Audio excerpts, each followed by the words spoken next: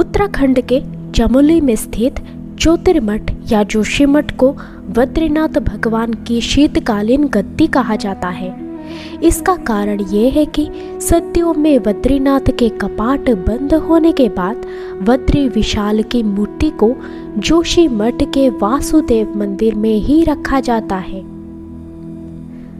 धार्मिक मान्यताओं के अनुसार हिंदू धर्म के महानतम धर्म गुरु माने जाने वाले आदि शंकराचार्य द्वारा ही जोशीमठ में पहला ज्योतिर्मठ स्थापित किया गया था।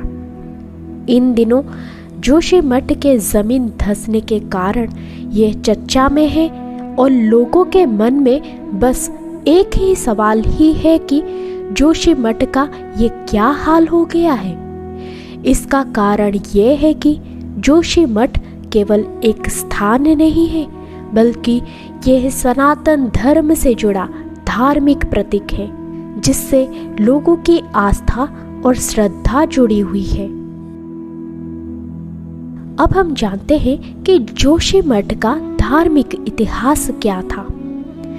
जोशीमठ को आदि शंकराचार्य के कारण जाना जाता है। कहा जाता है कि 8वीं सदी में शंकराचार्य ने जोशीमठ में तपस्या की थी। शंकराचार्य ने भारत में बने 4 मठों में पहले मठ की स्थापना यही की थी। इसके बाद से ही इस स्थान को ज्योतिर्मठ कहा जाने लगा। लेकिन जोशीमठ का धार्मिक इतिहास शंकराचार्य से भी काफी पुराना है। धार्मिक और पौराणिक कथाओं के अनुसार भगवान विष्णु ने प्रहलाद की पुकार पर नृसिंह अवतार लिया और हिरण्यकश्यप का वध कर दिया। लेकिन भगवान नृसिंह का गुस्सा शांत नहीं हुआ था। उनके गुस्से को शांत करने के लिए प्रहलाद ने माँ लक्ष्मी के कहने पर फिर से जप तप किया। प्रहलाद के जप के प्रभाव से भगवान नृसिंह का गुस्सा शांत हुआ और इसके बाद वे शांत रूप में जोशीमठ में विराजमान हुए।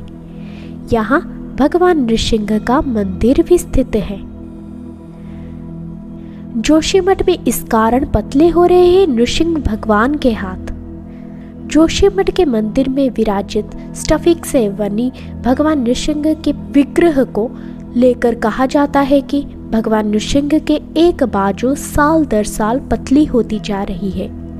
इसे लेकर कई मान्यताएं भी हैं। स्कंद पुराण के केदारखंड के सनद कुमार संहिता में लिखा गया है कि भगवान नृसिंह के मूर्ति के हाथ की ये भुजा जिस दिन टूटकर गिर जाएगी, तब नर पर्वत और नारायण पर्वत आपस में मिल जाएंगे और बद्रीनाथ जाने का रास्ता भी बंद हो जाएगा। इसके बाद भगवान बद्री विशाल भविष्य बद्री में पूजा पाएंगे। यह स्थान बद्रीनाथ से 19 किलोमीटर दूर तपोवन में स्थित है। जोशीमठ को कहा जाता था स्वर्ग का द्वार।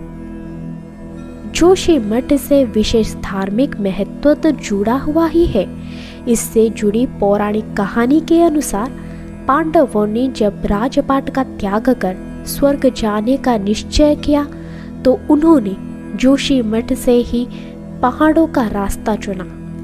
बद्रीनाथ के पास पांडुकेश्वर को पांडवों का जन्म स्थान बताया जाता है।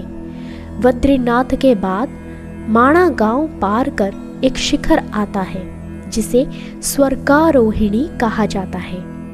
यहीं से पांडवों ने युधिष्ठिर का साथ छोड़ना शुरू किया था और आखिर में एक कुत्ता ही युधिष्ठिर के साथ स्वर्ग तक गया था। इसी पौराणिक कथा के कारण जोशीमठ को स्वर्ग का द्वार भी कहा जाता है।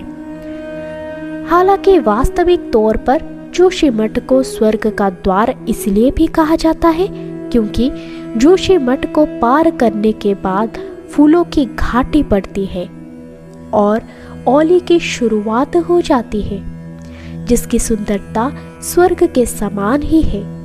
इस कारण भी जोशीमठ को स्वर्ग का द्वार भी कहा जाता है। आदि शंकराचार्य ने भी की थी जोशीमठ के लिए भविष्यवाणी। भविष्यवद्री मंदिर के पास एक पत्थर है जिस पर आदि शंकराचार्य द्वारा जोशी मठ की भविष्यवाणी लिखी हुई है, लेकिन आज तक इस भविष्यवाणी को कोई भी नहीं पढ़ सका। अगर आपको ये वीडियो पसंद आया हो तो हमें कमेंट्स करके ज़रूर बताइएगा, और आगे भी इसी तरह के वीडियोस देखने के लिए हमारे चैनल को प्लीज़ सब्सक्राइब कर दें। तो फिर मिलते हैं अगले एक वीडियो में। जय श्री कृष्णा।